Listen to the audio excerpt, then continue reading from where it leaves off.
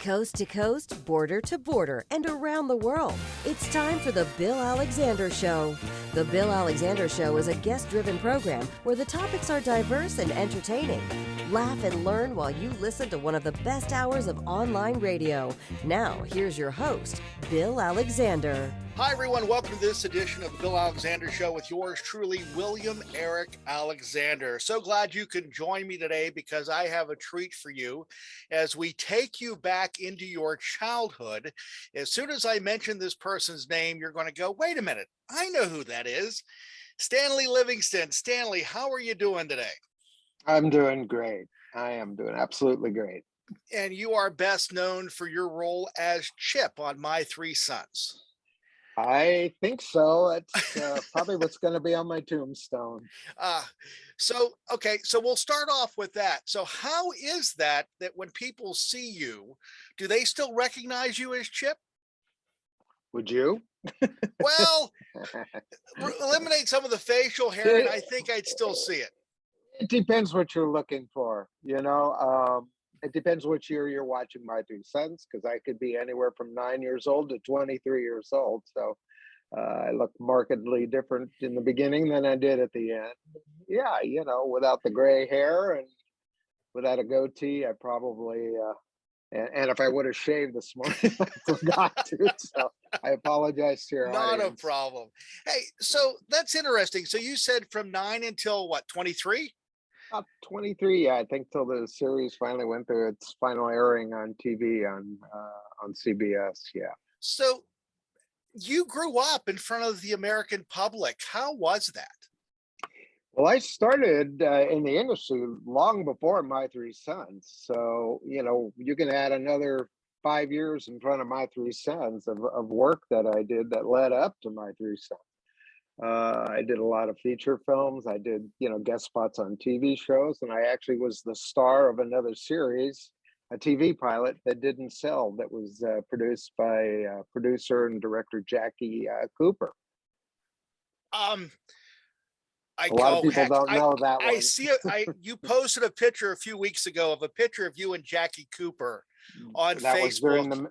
Exactly. That was the making of Skippy, which was a film he was in I think it was 34 or 37, for which he either was nominated or actually won an Academy. I think he won, if I remember right, an Academy Award, and was the youngest person ever to receive Academy Award until Kramer versus Kramer came along. And the kid in that, Justin Henry, I think was his name.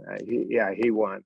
But he met me. I was doing Ozzie and Harriet at the time. And when I wasn't filming, as a precocious little kid, I'd walk over to other people's sound stages, even though I was only 7 years old, and see what they were doing. The sound stage next to stage 5 where we filmed Ozzie and Harriet, I'd go over there. There was a horse there. The trainer would let me play with him and feed him carrots and brush him. Well, that was Mr. Ed, which I didn't watch that show, so I didn't know it was Mr. Ed. He was just a horse to me. Did Mr. Ed actually talk, or did he charge extra for that? That's the question I always have. It depends how much peanut butter they put in his mouth. He never said anything to me. If he did, he probably would have told me to get out of showbiz while I had a chance. Anyway, on the other stage across from us, they were shooting a TV series with Jackie Cooper, and it was called The People's Choice. And it had a dog that was one of the main characters of the show, and there was a husband and wife, and the dog would comment on their behavior, so he kind of had a little shtick going. Anyway, I went over and I used to play with the dog. The trainer was there, a guy named Frank Inn, and, he let me pet the dog and brush him, showed me some training tricks. And one day when I was doing that, this guy came up to me and started talking about, who are you? And where did you come from? And then the last question was, where's your mother? Could I meet your mother? And I go, right. my thoughts immediately went to, am I in trouble? And he said, no, you're not in trouble. He goes, but I would like to meet your mom. So I led him back to stage 5 and introduced the guy to my mom. Well, I didn't know who he was. It was Jackie Cooper. And I could see my mom was, starstruck. Starstruck. And I kind of walked away, but this was probably midsummer of 1958. And then next thing I knew, in December of 1958, he wrote a TV pilot called Skippy, which was based Hmm. on the movie that he made and the Right. character that he played, and had the idea of trying to sell that as a TV show. And he had cast me in the title role, and I had above the title billing, and I Wow. probably had about, yeah, 90% of the dialogue. I mean, it was totally amazing. And I had just turned 8 years old, so it was, quite a thing. Unfortunately, Skippy never sold, but the film piece was good for me. In those days, Right. actors didn't have reels. Unlike what came later. You would get your material, your clips, and put them on a VHS tape and send the tape to the casting person. And later, you'd put it on DVD, and then later still, which is kind of what happens now. There's file based. You just send them a file with your stuff on it, or link them up to a file on a website so they can watch your clips from all the different shows you've done. So my parents, what they used to do is borrow the 16 millimeter print from Jackie Cooper, and they would rent a theater. There was a theater in Hollywood that after midnight you could rent it out. They call for a wallet, and you could invite producers or casting people or whatever to come down and watch the film. So that happened a couple times, and it got me work and got the That's attention of amazing. some people. My agent, she'd borrow the film occasionally, and it was shown to some producers who had an idea for a TV series called My Three Sons, So, and they were blown away by what they saw. And the next day, I got hired to do My Three Sons. so with My Three Sons, you worked with Fred McMurray, Yeah. William Frawley, Don Grady, and Tim Considine, who just recently passed away. And That was that that was the original lineup. and that had to be amazing, not only to work with them, but also to work with Fred McMurray, who was doing stuff for Disney and everything else at the time. It probably meant more to my parents, who were, Oh, okay. much more aware of his film career, dating back to, my God, The Egg and I, Double Indemnity. I Mhm. became a little familiar with him before the show started because he had done The Shaggy Dog, Right. he had done The Absent-Minded Professor, and Son of Flubber and all that. So that was sort of my introduction to the guy, and he was just another guy to me. I'm just like a 9-year-old kid, so it didn't mean all that much, which was good because I could just be a real person, not be starstruck. And I was already used to working around major movie stars, but when you're a kid, you don't see people that way. I by that point in my life done films with Doris Day, David Niven, Paul Newman, Joanne Woodward, Charlie Bronson. I mean, So he was you just did another guy to me. Please Don't Eat the Daisies. You were in what? How the West Was Won, How the and we can West go was through the one. Raleigh Around the Flag Boys, the Bonnie yeah. Parker story. Yeah, a lot of different films out of that era. Well, one of my favorite you were in that I'm trying to get a copy of is the Attack of the 60-Foot Centerfold from 1995. But I'm not having much luck with that. But that's for a Really, little bit I would later on. think that's out there, especially since it was made well by a buddy of mine. Fred Olin Ray was the director on that, and Roger Corman was the producer. That should be. It's on You got to come Amazon. I out and just go. haven't got it yet. Right, or maybe at Amoeba in LA. There's a record, not a record store. Well, actually, yeah, I guess they have music and Well, movies there, and I find all kinds of old and esoteric, videos or movies that I was interested, and they almost well, always have it. well. Speaking of record, you actually did one of those too, didn't you? I Which sure was did. called Hairspray, which I heard it today for the first time. And actually, I just bought a copy of that too, which I should be getting here by the end of the week. Oh, Um, really? yeah, so Hairspray was on one side, Pen Pal was on the other. Who approached you about doing this song? Because I know that having the TV performers doing music was somewhat of a novelty back then. Yeah, and I think that happened in that little slice of time when Shelley Fabre did Johnny Angel, Right. Paul Peterson was doing My Dad, and Ricky Nelson. yeah, Ricky Nelson was a big. Well, he started to be a big deal when I was on the show. While I was working on it, he cut his first record, and they introduced the record at the end of a segment where they kind of had a sock hop, and he's up on Right. stage. There's like a million little, teenage girls there, and that was, unheard of before. The only way you got a record, that was seen on television, you had to be on Dick Clark's show, American Right. Bandstand. But Ozzy was trying to control it all and decided, here's the way we're going to do it. We're going to get people to watch Ozzy and Harriet, and I'm going to tag these onto the end. And then, yeah, you got 60 million people watching. So next week he'd go out and sell 60 million records, I guess. But So yeah, when did it was you crazy. when did you actually start acting? How old were you? I was about somewhere between 5 and 6. Yeah, my first jobs were like everybody else's in the industry. I was hired as Okay. an extra kid, could, different TV shows. Slowly but surely. In fact, one of my early jobs was they were doing a show called Lassie, and there was a Yes. changeover. There was an original cast that contained Tommy Reddick as the boy in it, but by now Mhm. he was in his late teens, and I guess they wanted to rejuvenize and revitalize the show by adding a younger child to it. So they hired John Provost, got the other cast out of there, brought in June Lockhart, and I forgot who the guy was. And there was a actual episode where everybody was in it. They had the old cast, the new cast. Tommy Reddick was leaving. Jeff, I think, was his name on the show, and he gives Lassie to Timmy. Right. And anyway, I guess Timmy didn't want to live on a farm. I don't know what the storyline was, but he ran away, and he falls in the water somehow in a lake, and he almost drowns. Well, that was me out there drowning, not him. I was his stunt double, and they dressed me in his clothes, threw me into the water, and I'm out there splashing around. Got stuck in the mud and almost really did drown. And the actor came and pulled me out, and I remember they just said, "Whatever you do, you can't look at the camera. Keep your face turned a certain way." But for all intents and purposes, from that far away, John and I looked a lot alike. So we Right. always kind of had for a pretty long time. We were that little sector of the pure Aryan race that was on TV.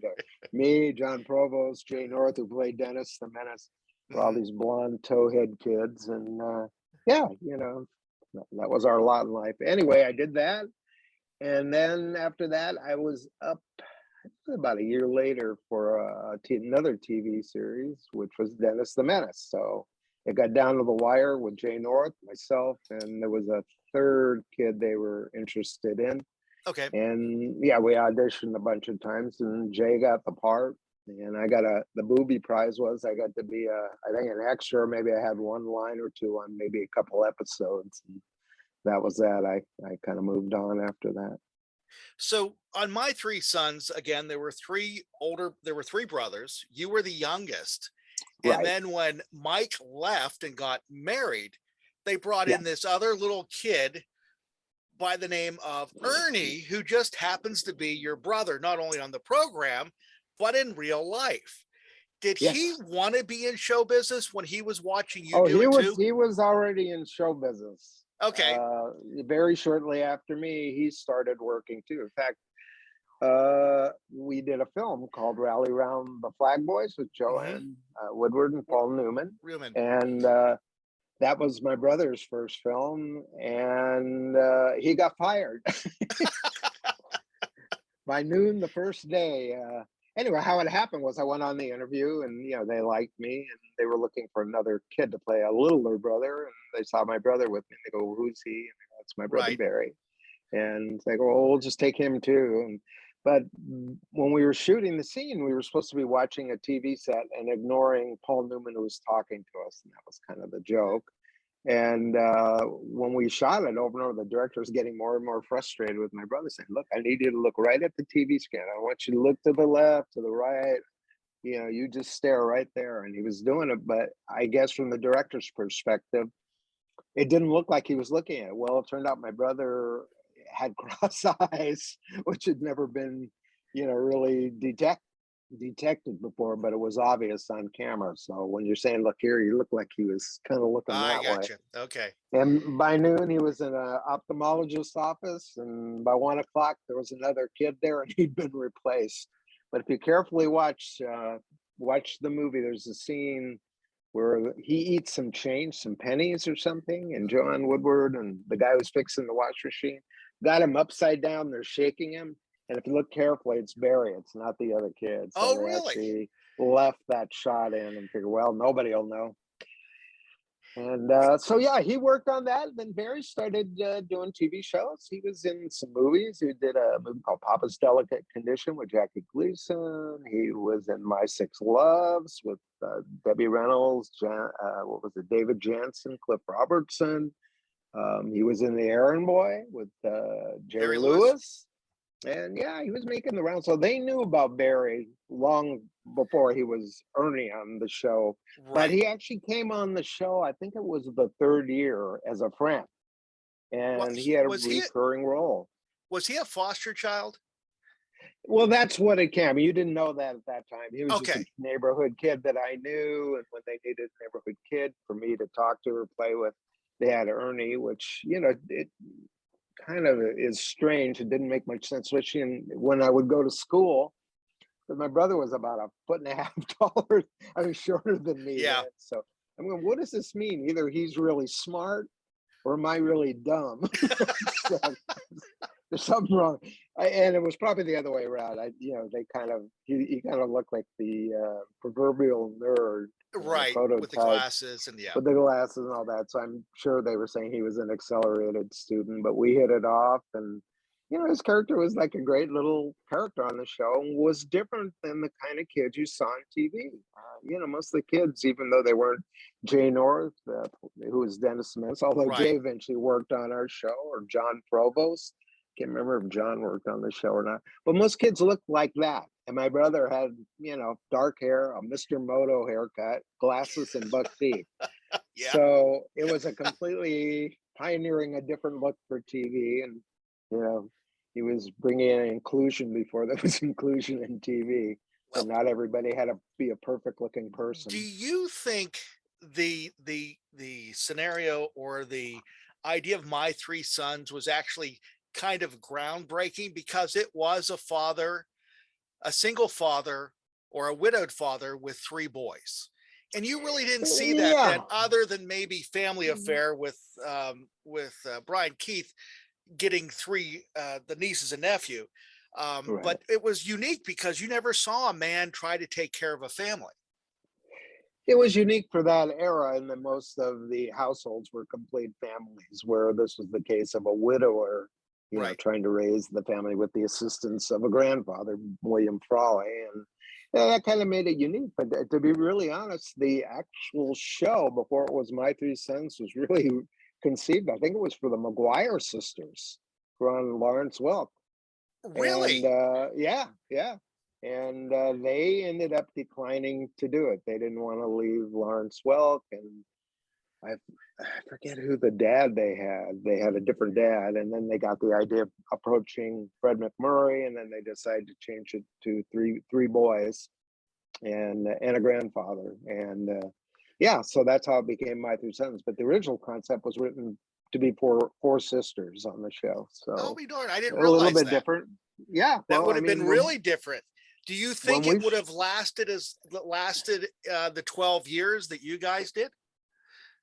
I'm not sure. Young girls, I think, are more susceptible to having crushes on boys at that age. Okay. And I think that kind of drove the show, because we had somebody for everybody, Right, yeah. I was like 9. Don Grady was about 15 when it started. Tim Considine, 17, 18. Then you got Fred McMurray, who's this good-looking dude who's, probably in his late 40s, almost 50. And then, you got William Frawley, who was, I hate to say this is really freaking me out. I'm William Frawley's age right now. Oh, really? I'm Bub's age when the show started. I look at him and I'm going, God, I can't believe I'm, because I remember at some point about whatever it was 10 years ago, 20 years ago, I go, wow, I'm as old as Fred McMurray was when he started the show. Yeah. Now I'm as old as Bub. Uh, well, unfortunately, it catches up with you eventually. Yeah. And speaking of William Frawley, there's been new interest in his career because of the movie that Amazon did called Being the Ricardos. Yeah, I saw that, and I also saw Lucy and Desi. There's another Right. documentary What that's out that I thought was really pretty good. I thought the documentary was better than the movie myself, but I liked Well, the movie. to me, the movie had some problems. I liked the movie. I thought, even though they really didn't resemble the people they were playing, which was problematic for me. I thought they were brilliant actors, and I loved Aaron Sorkin's script. However, that being said, they just took a lot of literary license with kind of what went down, and especially with William Frawley. Well, that's what I was going to ask you. They had his mannerism down, and I thought he really did a good job of capturing Bill's crankiness and surliness. Bill never spoke that way. I mean, and I realize as a writer, a lot of times there's plot points you have to cover and move the story along. Bill wasn't that sophisticated. I'm sorry, he was kind of a 4-letter kind of guy, and in my lifetime, I don't think he said anything really witty like that. Right. But it served the plot, and I understood it. That it's just not a complete portrayal of the guy that I knew, and ate lunch with every day for 4 years. Well, that's what I wanted to ask you, because they made him, and what was he a drinker? Did he drink all the time? Because the comment of them going into the bar at 10 in the morning and him making the comment. Okay. I think that was prior to Lucy, though, because they made it really clear: if you show up drunk, you're fired. Right. We'll give you one chance, and that's it. So he toed the line and held his drinking back till after work. And my 3 sons, I'm sure he went out and went to Bordner's or Musso and Frank's afterwards to meet his buddies, and I'm sure they drank. Lunchtime was kind of a different thing. He would have a drink, but it seemed like he would only have like one. He used to drink Fernet Brancas, I think it's called, some bitters that he used to drink. He'd buy one for him and one for me. I'm only like 10 or 11, but I got this, and my guardian was there, and I remember she used to go like that to me, and I'd wait till Bill wasn't looking, and then I'd dump it under the table, But he was kind of. That's funny. Yeah, he's a funny guy. So then, after Frawley's health started declining, they had to bring someone in. They brought in William Demarest playing Uncle Charlie, who was actually was that considered Bub's brother? Yes. Yeah. He was just another, instead of being Charlie, what was his name? Francis O'Casey. He was just Charlie O'Casey or something. And we actually had an interim brother when Bill Demarest wasn't available immediately when we started shooting. And gosh, I forgot the guy they brought in. Oh my gosh. He was on one of those police shows. Real surly kind of guy. I always talk like that. But he was there for a couple episodes, and I thought he was really good too. But I guess the plan was just to be there as a substitute for a couple episodes. So who was Bob? Was he Fred McMurray's father or the fictitious mother's father? No, he was the father of the mother. Mother. And you never see the mother except in one show. There's a picture of her. I think it's on a dresser, and we refer to it, and it cuts to it in an insert. And you really don't know much about her or what happened, other than she died or had some cancer or something. Right. Oh man, hang on a second. Hey, that's okay. So so with that going on, so you got to play with 2 very good character actors, with William Frawley and William Demarest. Were you able, I mean, looking back on it so many years later, are you able to contrast the 2 on who did the role better, or was the roles actually considered different for each of them? Yeah, it was different. It was different, but the same. They were kind of these, kind of cranky guys that had, kind of attitude. Right. But they were different people. I mean, they were markedly different. Bill was kind of a cut up, devil may care kind of person, and William Demarest, I don't know, for just different kind of guy. and he, to be honest, he was a big movie star. He was a much bigger movie star than William Frawley. William Frawley did a lot of films, but he was always, a second banana and in B films where Right. William Demarest was in A films, and he'd been doing that for so long. I mean, he had a much bigger career. Bill Frawley's career really took off with Lucy, where he just became a household name then, and maybe he eclipsed William Demarest's career because of the Okay. longevity of Lucy. Anybody connected with that show, it's like you can't do better than Lucy.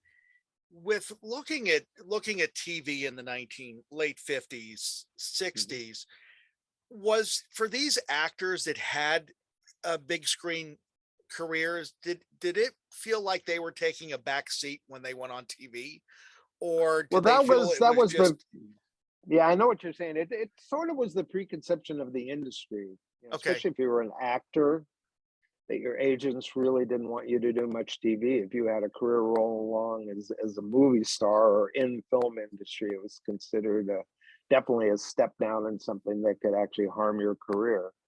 I at that point in Fred McMurray's life, it kind of fit what he wanted to do. I mean, I already been in 100 films, and at the time he was hired, he was probably the highest paid guy in Hollywood still. Right before My Three Sons, he was in, three spectacularly successful big films. He was in The Cane Mutiny. Right. He went from that to The Apartment. And from The Apartment, he started doing films for Disney. Back, I always thought My Three Sons was based on, somebody got the idea about watching the Shaggy Dog. There's no doubt in my mind. All that was missing was the grandfather.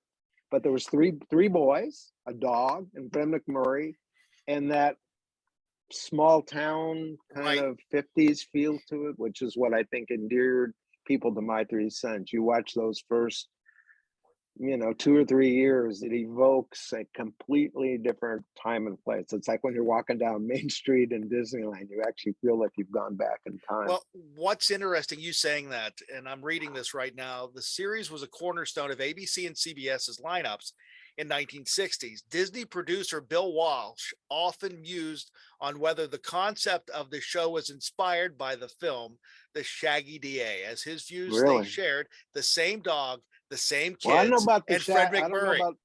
I don't know about the Shaggy DA, but the Shaggy Dog, Dog, yeah. yeah, which was I think in 58 or 59, and interestingly, it had Tim Considine in it as one of the Oh, cast members. you're right. Yeah, that's right. He did. I forgot about that. Yeah, and then the part, I think I auditioned for that, but they thought I might be too young, Young. so they gave the part to Kevin Corcoran, who played the younger son. He's about two or 3 years older than me. We were kind of rivals, but because he was a little more mature, we can call an 11-year-old over an 8-year-old, mature. Right. Yeah. So when the series ended in 72, did you feel at that time, if you went and auditioned, you were being typecast, or did you feel that any role was open to you at the time? I didn't know what was going to happen, and something else was happening parallel to that, but I'll get back to that. Yeah, it was a different time and place, and it was almost like what we were talking about before with the casting people and being in the movies, or you're a TV actor. That was still in play, in the 70s, all through the 70s, really. Were casting agents who cast movies. If you came in and you were known as a TV actor, a lot of times they wouldn't even see you. They just go, you're stereotyped. And a couple of times I went out for a role and I didn't get it, because they go, well, what's going to happen as soon as he walks into his scene, people are going to go, oh, there's Chip, kind of like what happened to Superman back in the 50s. Right. He had a career going. He's in Gone with the Wind, for God's sakes. And, doing Superman was just another role. But after that, they put him in a couple films and had to cut him out because it just ruined the film, is what would happen. But for me, after the show, I didn't know what was going to happen, but I never really had any notions about, what could happen, and I never thought of myself as a star, a TV star, movie star. I because of my parents, maybe we just wanted to be working actors. So when My Three Sons was over, it was weird. It ended. And then about a week or two later, I was waiting. I talked to my agent a couple times. It's like, so what's going on? And he goes, oh, well, I have an interview for you tomorrow if you want to go on it. And I'm like, well, what is it? And he goes, it's a McDonald's commercial. And I was like, not a movie or not a TV show? And he's like, no, I got a commercial if you want to go out. He says, I'm sure other things will come along. And I go, yeah, I guess I better. And, the very next day when I went on that commercial, which is, like sometimes if you're doing a movie interview, it's just you and they want to see you and they read you. And there's a little bit of respect that was none. I went and there was like me and 500 guys that look like me all saying, eat a hamburger, on a pickled bun or whatever the hell it was. So I walked out of there going, well, I guess I'm back to square one, So you just got to do it, because I've always felt you just do whatever. If it's any good, it'll be seen. If it's no good, it won't be seen. And sometimes commercials, especially back then, could be pretty lucrative. And in fact, about it's probably a year or two after I did My Three Sons, I went out. Actually, I went on 2 commercials that day. One was for a Honda motorcycle. And I didn't really ride a motorcycle. So I was like, oh God, I don't know. I'll just talk to them and hopefully they hire me and I'll figure the rest out. Yeah. So I did the reading and they're like, hey, we're really interested in you. And, but we want to make sure you can ride a motorcycle. Can you come down to the parking lot? I'm like, now? They're like, yeah. So I went down and I was trying to remember, my friend told me how to let you kind of turn and give it some gas while you're letting, you don't just let the clutch out or the whole thing will stall out. So somehow it happened and the motorcycle got going very smoothly and I kind of rode around and then, squeezed the brake and pulled the clutch off. And they're like, great. We'll get back to you. And anyway, I had another interview to go to about 2 hours later, which was a Kemper insurance commercial. And that one, I had no lines in. It was just a guy who was stuck in the desert in his car. And then the Kemper, that was their whole, whatever it was, sales pitch or whatever, was this Kemper Cavalry came and saved me. About 20 guys on horses rescued me out of the desert. So I went out and, did that. And the next day I got a call and they said, hey, could you do this here? It's down to you and 2 other guys. We need you to go to, I think it was, I forgot the name of it. There's was a horse, I don't even know what you call it. Some place that had a lot of horses there. Okay. And so I show up and they picked one of the horses out. And so I had to get on it and charge down this hill and come back up. Well, I knew how to ride a horse. Wasn't worried about that. And so then the next thing they said, we need to see if you can get up on the horse from the back, not in the saddle. There's going to be a guy in the saddle and you're going to have to, run and jump and get up. Yeah. And so that horse was I ran, jumped, hit the horse, fell down, did it a couple times. So then they said, well, wait a minute, let's have the guy kind of grab him while he's going up and sling him. So I did that and I got up okay. So I'm like, okay. So anyway, I got home that afternoon. My agent called me and says, well, I've got some good news and some good news.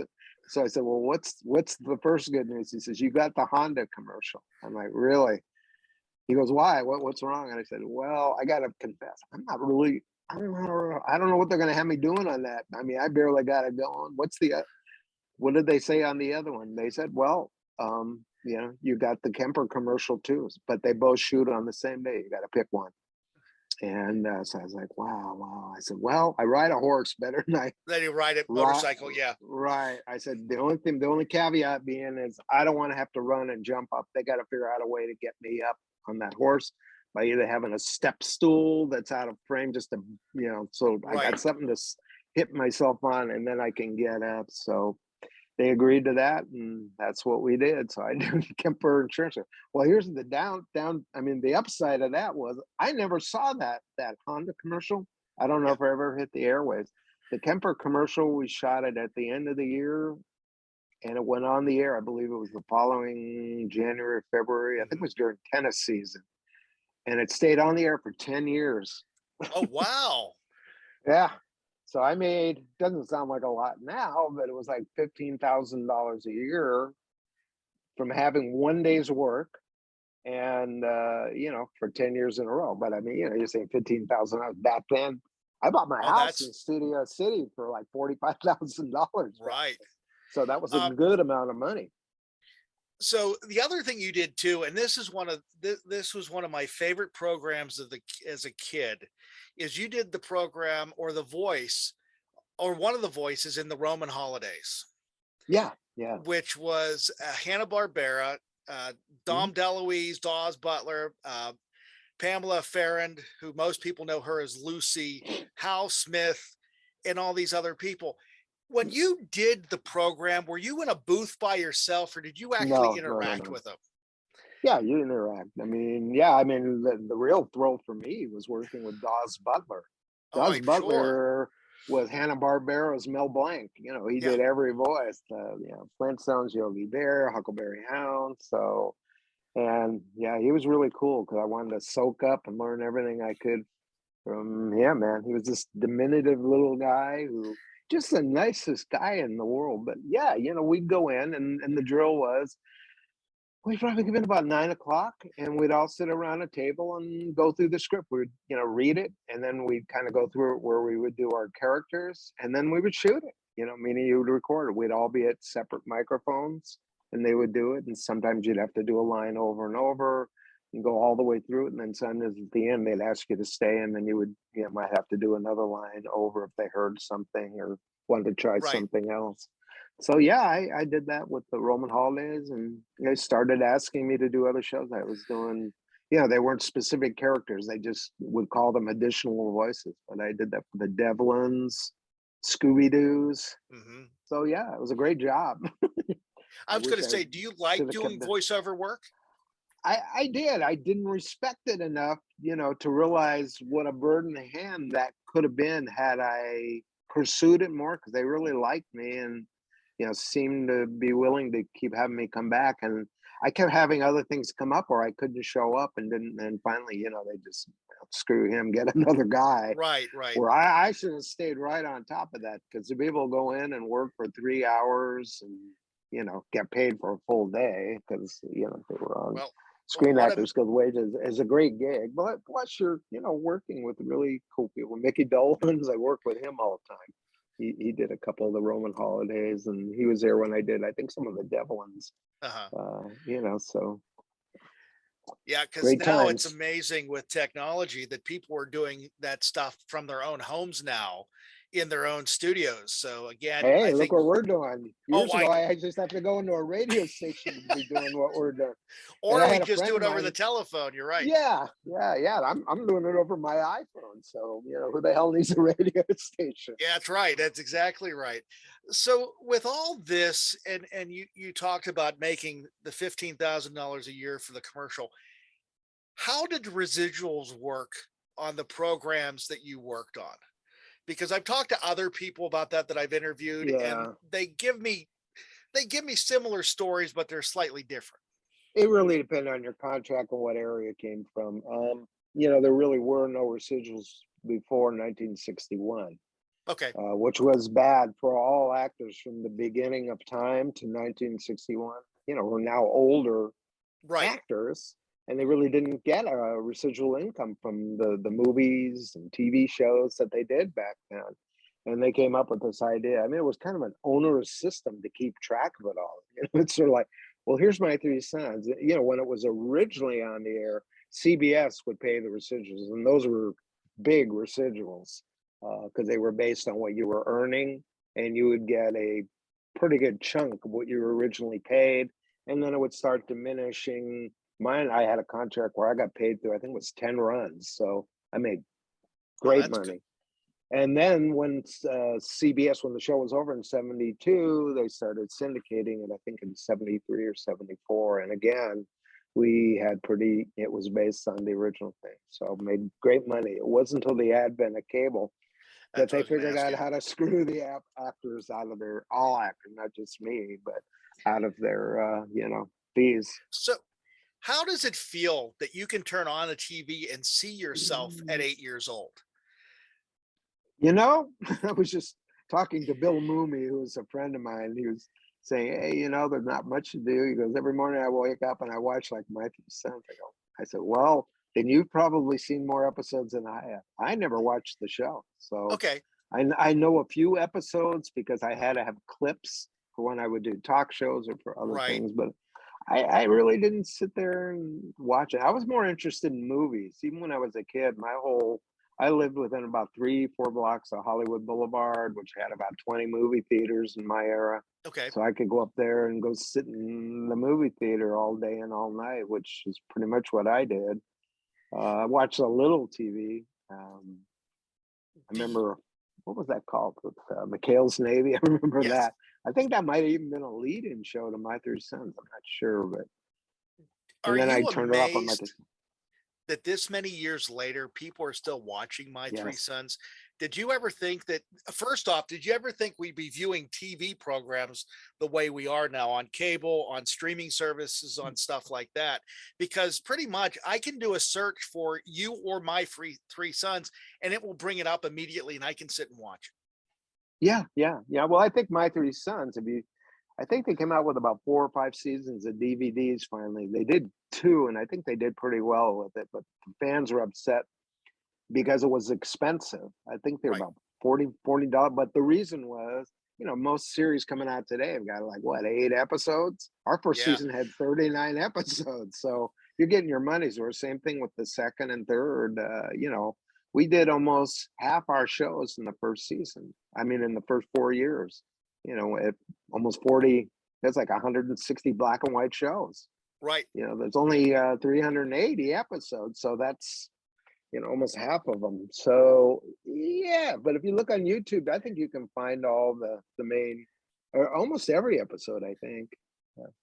My Yes. favorite one that I do remember is an episode, and the reason I liked it, I just thought it was so creative and so unique for a family comedy show. It's a light comedy, and it's no big guffaws or anything like that. You chuckle, but this particular episode was just such a departure from that. It is like the scariest episode of almost anything you've ever seen on TV.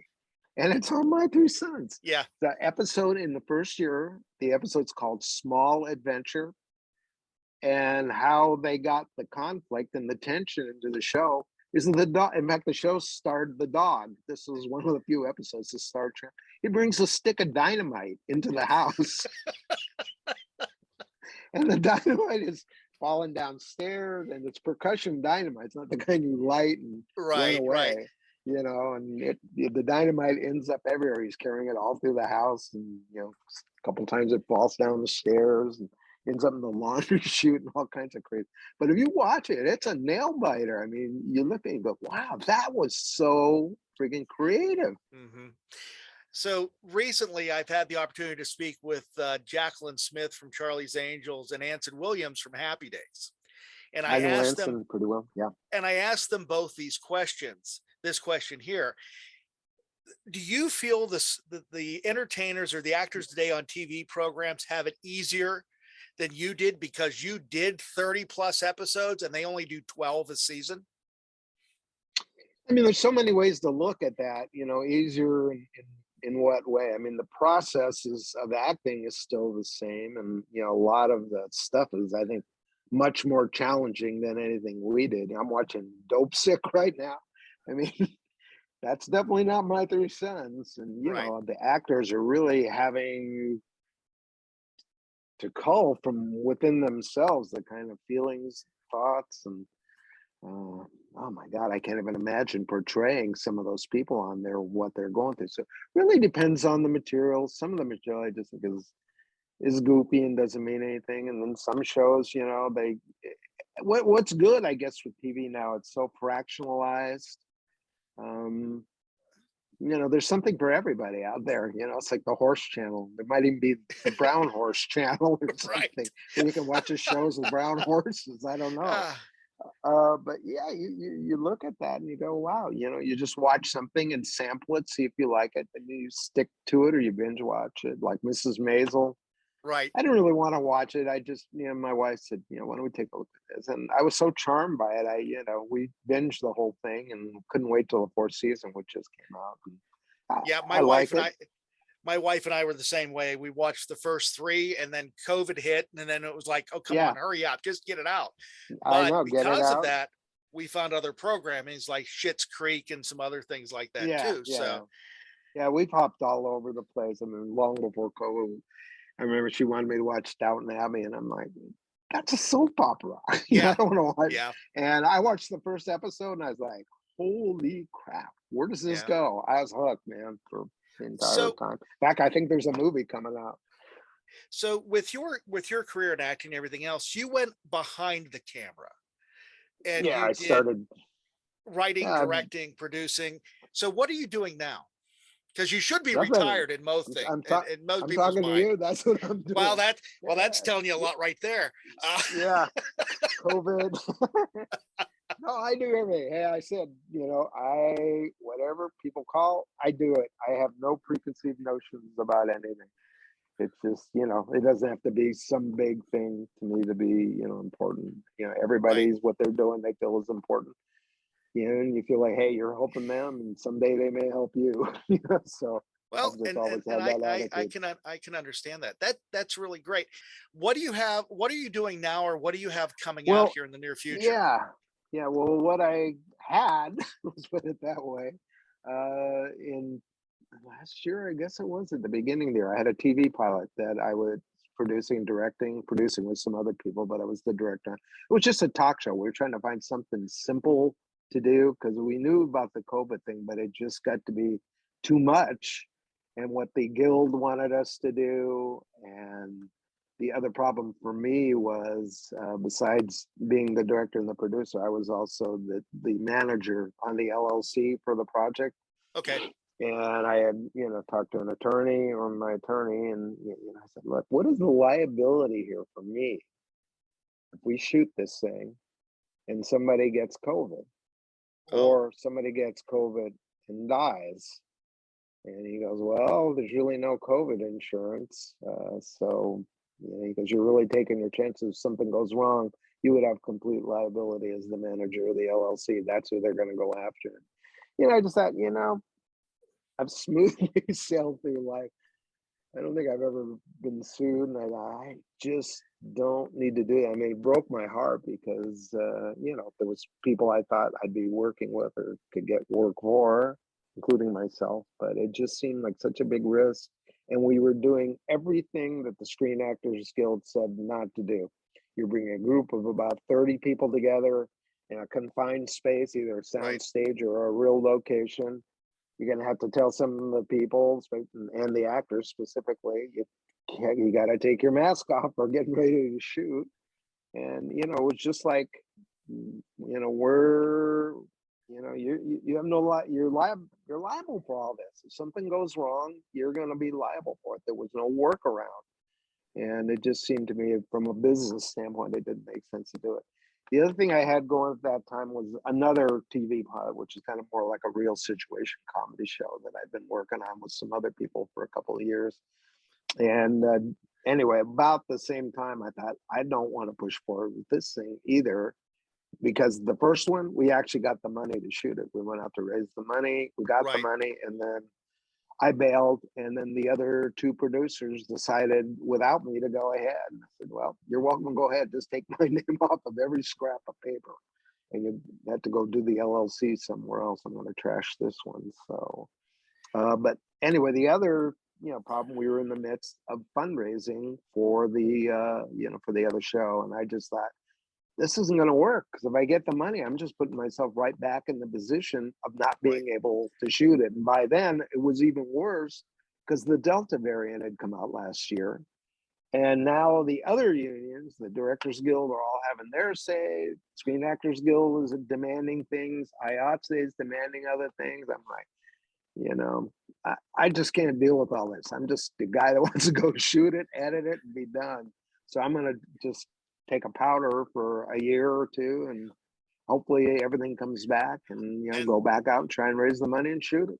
that's what I was going to ask you. Do you think that we will get back to some type of normalcy in the next year or so? I've known people that have worked on shows during this where, and some of them went well and some of them didn't. My brother, he's like a working actor. He works probably at least every couple of weeks, maybe at least once a month. But he's saying it's horrible to shoot. He says you get there and it's not like, there's this camaraderie thing that try and have with the other actors before you shoot. He goes, basically, they isolate you into a dressing room, or in the case of the show he shot, they had these plastic see-through bubbles they put Uh-huh. people in. Yeah, I'm sitting in a bubble for like 6 hours a day and work routine.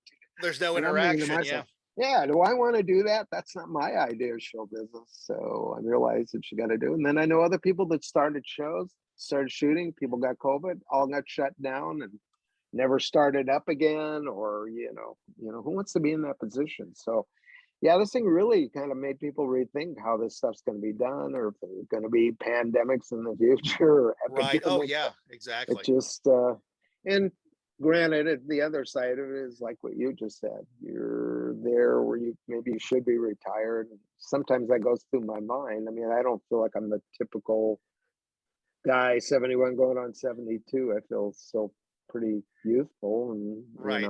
that I have the ability to do things and work, and I still have my brain to some extent. um yeah, it's a strange place to be, but yeah, I definitely would like to get out there again, see where I can Uh, go. But on the other side of the coin is maybe I should stay home and garden and do what other people. It's like I was just joking with somebody the other day who was my age. And I said, I always used to watch these old movies. And they'd have these older guys and who were actors, and then they interview them, ask them what they're doing now, and they were always saying, "Well, I'm in my garden, tending uh-huh. my garden," and I just blew that off when I was younger. I go, you know what? I know what they mean, because if I didn't have my backyard, I don't know what I would have, Right. especially for a couple of months out here where I didn't have anything to do. It's Mhm. like, thank God for that yard and my lawnmower and Right. my Exactly. Yeah, I understand. weed whacker. So, Yeah. Stanley, thank you very much. I really Yeah. appreciate you taking Thanks, time Bill. talking today. And I mean, we've been scheduling this honestly for everybody watching and listening since Thanksgiving That's of right. last Yeah. year. Wow. And we actually spoke on Thanksgiving Day, to be honest with you. So we've been trying to do this, and you've had stuff come up and Well, everything hopefully it else with was the worth kids. the wait. Hey, it was, and I'd love to have you back on again if your life gets back to normal a little bit more, and we can talk more about what you've done and what you're going to be doing. Oh yeah. No, I've got some other things, actually. A project that I started, and it kind of got put on ice too because of the COVID thing. I did this project called the Actor's Journey Project, which is Yes. really interesting because I involved over 100 people from our industry, directors, producers, agents. What it is, it's an educational tool for actors, Oh, but okay. it doesn't have anything to do with acting. It has to do with the business side of acting, which isn't taught in these universities. So I brought like Henry Winkler and Michael York, Richard Donner. I mean, president of the Screen Actors Guild, Oh, so, president of the Directors Guild of America, so all chimed in to create this 10-hour long program. okay, and this is what's really weird. Now, I will tell you this. My son is graduating from college. He is an Yep. actor. He studied musical theater and everything else. He was in Tennessee last week interviewing at the SETC. He got 15 callbacks. Plus, he has an agent looking at him right now. And you're right. Hmm. They don't teach him the other side. They only know how to No. perform in front of an audience. And I Yeah. think Well, that's an that's awesome idea. yeah. That's always what that I knew and grow. It's like, well, that's great. You can go to school, learn how to act, whether it's mom and pop school or Right. the actor studio or Yale or Harvard, and you get out and you go, I'm not really sure what I'm supposed to be doing. Well, what you find out is there's two components to the industry. One is the acting and the creative part and the craft. There's this other thing that they don't really want to tell you about or teach you about, because if you knew how hard it is to get that information or learn it, You you would wouldn't be never doing do it. that. Yeah, you Right. wouldn't be doing it. So we thought, well, why don't we try and make some inroads with this? And like I said, I brought literally 100 people together to do this. In fact, we go on YouTube. There's some clips still up. But what happened was we were selling it as a DVD product, and I Right. had some things going on for about 2 years. And I just pulled it off the internet, the actual website where people go in to buy it. And by that time, I thought, this thing should actually be a streaming product, not DVD totally anymore. So that's what we did. I've got all the work done so it can be uploaded and people can just go, you just click it, pay for it, watch it. Watch it. That sounds yeah. awesome. I mean, I'm really a DVD good. guy, but the younger people aren't. They want to watch stuff on their iPhone. It's a different world out there. But yeah, I feel we did a real service to young actors and even actors who've made some progress, but they get lost as to what they are supposed to be doing, or relying on other people to do things that you probably should be doing yourself, and they don't know what those are. And there's nobody to tell you. That's the problem. Each actor, I always say, has to reinvent the wheel himself, which is ridiculous. You can just give people the wheel. Here's how it works, and okay, now you know everything. Yeah, and you can learn it before you start it. In fact, watching this may dissuade you from becoming an actor when you see some of the things you're going to be expected to do, because it's that tough. So we can talk about that another time or something. Well, I appreciate it, and I would love to go further with you, but I know you have things that you have to get done and everything else. But I appreciate you taking time and talking to me today. And again, I hope to get the chance to talk to you in the future. We'll do it anytime. I'm always around. Much. Thank you. Now I'm literally always around. We'll talk to you next time. Yard now. All right, bye, Bill. Bye-bye. Hey, a big thank you goes out to Stanley Livingston for joining me today. What a blast that was to talk about his career on My Three Sons and also his career in other projects that he worked on. Everybody, thank you very much for watching. Really appreciate you taking time to join us today, and we'll talk to you next time here on The Bill Alexander Show. Thank you for listening to The Bill Alexander Show. The Bill Alexander Show is a $1 Million Baby production. For more information, go to thebillalexandershow.com.